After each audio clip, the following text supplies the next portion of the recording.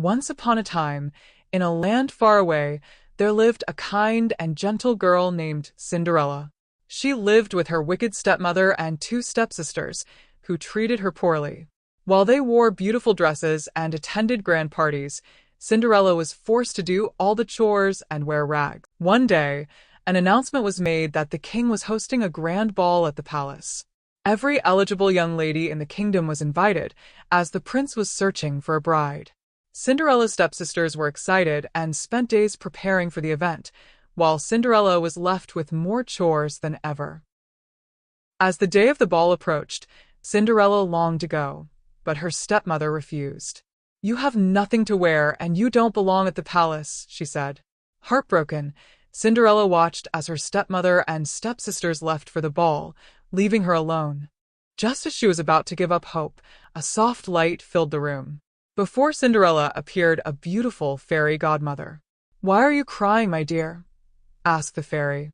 Cinderella explained her situation, and the fairy smiled kindly. "You shall go to the ball, my dear, but you must return before the stroke of midnight, for the magic will wear off."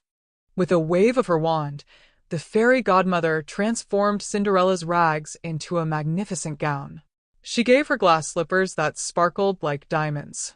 Next, she turned a pumpkin into a grand carriage and mice into horses. Cinderella was ready for the ball. When she arrived at the palace, everyone was captivated by her beauty, including the prince. He danced with her all night, enchanted by her grace and kindness. Cinderella had never felt so happy. But as the clock neared midnight, Cinderella remembered the fairy godmother's warning. She fled the palace, leaving behind one glass slipper as she hurried away.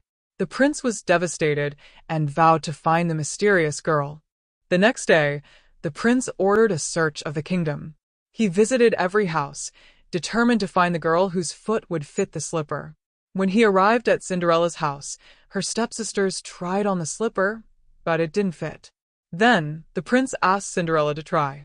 The slipper fit perfectly, and the prince knew he had found his bride. Cinderella and the prince were married in a grand ceremony, and they lived happily ever after. As for the wicked stepmother and stepsisters, they were forgiven, but they were never able to harm Cinderella again. And so, Cinderella's kindness and patience were rewarded, and she found the happiness she deserved.